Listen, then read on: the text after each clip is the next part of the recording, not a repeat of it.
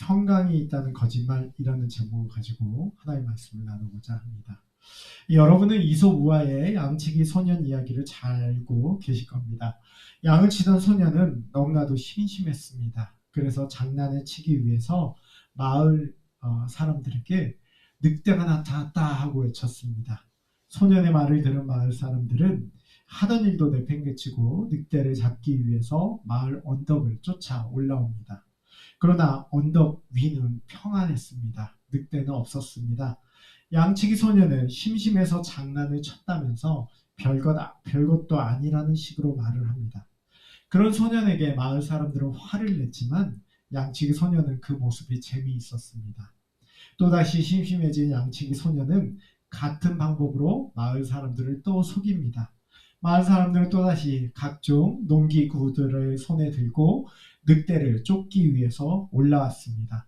그러나 그들은 또다시 자신들이 속았다는 것을 알자 화를 내며 돌아갔습니다. 여전히 양치기 소년이 그 모습을 보며 즐거워합니다. 여러분이 잘 아시는 이야기의 결론처럼 나중에는 진짜로 늑대가 나타나게 됩니다.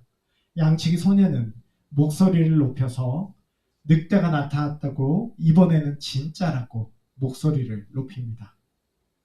그러나 마을 사람들은 나타나지 않습니다. 그날 늑대는 아주 포식을 하게 됩니다. 마을 사람들에게는 일종의 믿음이 생겼습니다. 아무 일도 일어나지 않았으며 저 언덕은 사실 평화롭다. 저 소년이 또다시 거짓말로 우리를 놀리고 있다. 아마도 마을 사람들에게는 이런 마음이 생겼을 것 같습니다. 예레미야 6장 14절 말씀입니다. 그들이 내 백성의 상처를 가볍게 여기면서 말하기를 평강하다 평강하다 하나 평강이 없도다. 성격은 조금 다를 수가 있지만 이스라엘 사람들에게도 일종의 믿음이 생겼습니다. 그것은 바로 평안할 것이라는 믿음입니다. 우리는 하나님을 섬기는 사람들이니까 평안할 거야. 우리에게는 성전이 있으니까 별 문제 없을 거야. 별일 일어나지 않을 거야. 우리에게는 평강이 있을 거야. 이런 잘못된 믿음이 있었습니다. 그 믿음을 누가 심어줬을까요? 양치기 소년 이야기에서는 마을 사람들이 여러 번 속다 보니 늑대가 나타나지 않을 거라는 저 소년이 또다시 장난을 치고 있다는 믿음이 생겼습니다. 반면 이스라엘 사람들에게는 아무 일도 일어나지 않을 거야, 평화가 있을 거야 라는 믿음을 거짓 선지자들이 심어 놓았습니다. 그리고 이에 대해서 하나님이 말씀하고 계신 겁니다. 그들이 바로 거짓 선지자들이 내 백성, 이스라엘 사람들의 상처를 가볍게 여기면서 괜찮다고, 아무 문제 없을 거라고, 평강할 거라고 그렇게 말했다는 것입니다. 오늘 우리가 읽었던 말씀 10절만 보면 마치 하나님께서 너희에게 평화가 있을 거다라고 말씀하신 것처럼 오해될 수가 있습니다. 그러나 사실 이 말을 누가 했냐면 그 당시 선지자들이 말했던 것입니다. 그들은 하나님의 뜻이 이러이러하다고 말하면서 괜찮다고, 너희에게 평강이 있다고 그렇게 잘못된 믿음을 심어준 것입니다. 그리고 예레미야 선지자는 이 부분을 말하고 있습니다. 실상은 칼이 생명에 이른 상태라는 겁니다. 그것을 예레미야 선지자는 마치 하나님께 탄원하듯이 현실을 말하고 있습니다. 앞서 거짓 선지자들이 계속 문제 없을 거라고, 신앙생활 그렇게 해도 괜찮다고, 하나님이 너를 사랑하고 계신다고 그렇게 말하고 있었지만 이스라엘 사회 안에서 그 믿음이 자리 잡은 것에는 어쩌면 거짓 선지자들의 말을 사람들이 더 선호했기 때문이 아닐까 싶습니다.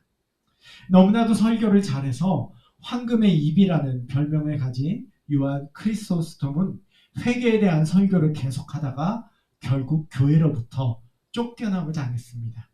미국의 어느 한 교회의 목사님은 회개를 촉구하다가 성도 중 한 명에게 총을 맞았습니다. 우리 주변의 현실을 봐도 그렇습니다.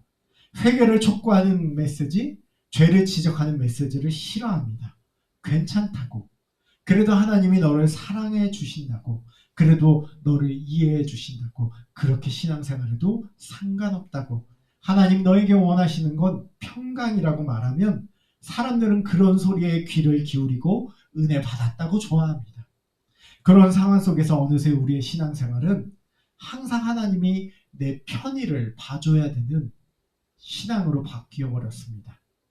내가 좀 엉망으로 살아도, 내가 좀 신앙생활 대충 해도 하나님 나를 이해해 줘야 된다는 겁니다. 하나님 나를 이해해 줘야 되고 하나님 나를 사랑해 줘야 되는 겁니다. 어느새 눈물 어린 회개도 없고, 어느새 주를 위해 열심히 살려고 하는 모습도 없고, 어느새 은혜를 간절히 사모하며 경건의 모습을 갖추고자 하는 모습은 사라진 채 이 모습 이대로도 하나님 날 받아주시기를 바라고 있습니다. 예레미야 선지자는 사람들에게 외칩니다. 하나님이 너희를 치신다. 그런데 그런 이 예레미야 선지자의 말을 사람들이 들었을까요? 무언가 회개를 선포하는 목회자, 잘못에 대해 깐깐하게 넘어가지 않고 이를 말하는 목회자가 외면당하고 있는 현실인데, 요한 크리소스톰도 그러했고 미국의 총 맞은 목사님도 그러했는데 예레미야 선지자라고 달랐을까요? 우리는 기억할 게 하나 있습니다. 하나님께서는 그의 백성들을 치실 수 있다는 것입니다.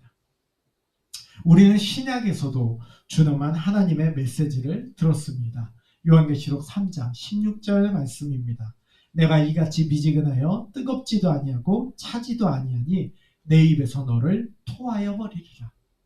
주님이 라오디게아 교회를 향해서 말씀하십니다. 여기에서 중요한 포인트는 교회라는 겁니다.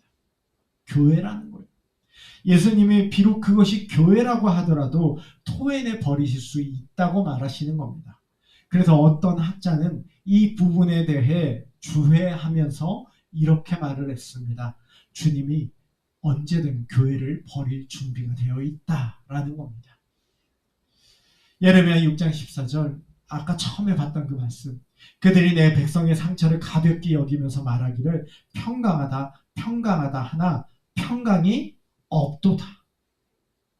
그런데 어쩌면 우리에게는 양치기 소년 같은 거짓 선지자들이 우리에게 남겨준 믿음이 생겼는지도 모릅니다. 그래, 괜찮아. 그렇게 살아도 괜찮은 거야. 그 상처는 가볍게 여겨도 되는 거야. 아무 일 없고 별 문제도 일어나지 않을 거야. 이렇게 말입니다. 오늘날을 보면 신앙이라는 옷을 입고 광기야도 같은 모습으로 행동하는 이들을 보게 됩니다. 무슨 폭언을 해도, 무슨 폭력을 저질러도 신앙이라는 옷만 입고 있으면 괜찮다는 식입니다. 무슨 불법을 저질러도 신앙이라는 옷만 입고 있으면 문제없다는 식입니다. 마치 이스라엘 백성들이 우리에게 성전이 있고 우리는 하나님의 선택받은 자들이라고 말하면서 그것만 있으면 괜찮다고 말하는 모습과 하나도 다를 바 없고, 이스라엘 백성들이 블레셋과 전쟁할 때 우리에게는 법궤가 있으니까 우리는 문제가 없다고 그렇게 말하는 것과 하나도 다를 바가 없습니다. 그러나 기억해야 됩니다. 하나님은 교회도 치실 수가 있다는 겁니다. 죄에 대한 둔감함으로 있는 교회를 주께서 치실 수 있다는 것을 기억해야 됩니다. 죄에 대해 민감함이 없이 신앙생활을 한다는 것은 마치 성냥불을 킨 채 화학고로 들어가는 것과 똑같은 것입니다. 우리에게 있어서 죄에 대한 둔감함이 민감함으로 바뀌어야 됩니다. 죄에 대한 둔감함이 민감함으로 바뀌어야 되는 겁니다. 예레미야 선지자는 남유다를 향한 하나님의 심판이 있는 이유가 그들의 죄 때문이라고 말합니다. 그러나 양치기 소년 같은 거짓 선지자들은 그들에게 말합니다. 우리에게는 평안한 외에는 아무 일도 일어나지 않을 거라는 겁니다. 진정 그렇습니까? 신앙생활이 정말 그런 것입니까? 그저 내가 예수를 믿는다고 고백만 하면, 마치 무슨 주문 외우듯이 그렇게 말만 하면 아무 문제가 없는 주문이라고 생각하는 것입니까? 거짓 믿음을 버려야 됩니다. 그리고 거짓 믿음을 버리는 대신 우리가 붙잡아야 할 것이 돌이킴입니다. 14절 말씀입니다. 예루살렘아, 내 마음의 악을 씻어버리라. 그리하면 구원을 얻으리라. 내 악한 생각이 내 속에 얼마나 오래 머물겠느냐. 하나님의 심판이 눈앞에 왔다고 말하고 있는 예레미야이지만 눈앞에 온 하나님의 심판을 피할 수 있는 길을 말해줍니다. 그것은 바로 회개입니다. 내 마음의 악을 씻어버려라. 그리하면 구원을 받으리라 말합니다. 하나님은 심지어 교회도 치시는 분이시지만 하나님께서는 심판을 즐겨 하시는 분은 아닙니다. 하나님은 용서를 즐기시는 분이십니다.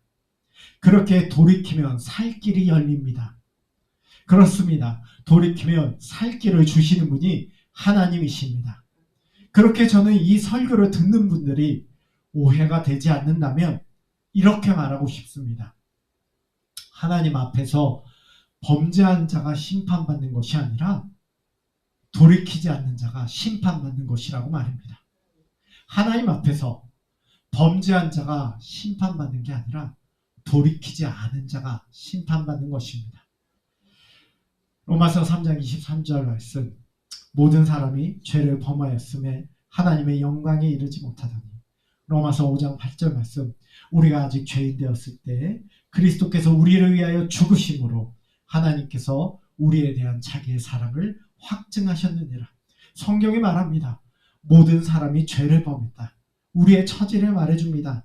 누구도 하나님의 심판대 앞에서 고개조차 들 수 없는 죄인입니다. 그러나 하나님께서는 우리가 죄인이었을 때 우리에게 은혜를 베풀어 주셨습니다. 돌이키는 자에게 은혜가 주어집니다. 은혜를 방종으로 바꾼 자에게는 토해냄의 심판이 있겠지만 은혜를 은혜로 아는 자, 그래서 오늘도 하나님 앞에서 자녀답게 살아보고자 하는 자에게는 평강이 있는 것입니다. 우리는 죄인으로서 하나님 앞에 결코 설 수 없는 자들입니다. 그러나 하나님 앞에 지푸라기 은혜라도 바라는 심정으로 간절히 하나님 앞에 엎드려 겸허하게 나아가는 자에게 하나님 은혜를 안 주실 리 없습니다. 돌이킨다는 것은 이 모습 이대로도 괜찮다는 말이 아닙니다. 이 모습 이대로 괜찮은 게 아니라 내가 주님의 자녀답게 살아야겠다, 이렇게 살면 안 되겠다가 돌이킴입니다. 그리스도인이 되었다는 것은 매일 돌이켜야 합니다. 비록 우리가 원죄로 인한 한계로 인해서 너무나도 쉽게 넘어지지만, 그래서 하나님 앞에 올바르게 서지 못하지만 그래도 매일 하나님 앞에 은혜를 구하며 새로운 삶을 간구해야 합니다. 그 돌이킴의 은혜로 온전히 주의 손에 붙들린 자로서 살아가는 복된 은혜의 삶이 되시기를 주의 이름으로 권면드립니다. 같이 기도하며 나갈 수 있으면 좋겠습니다.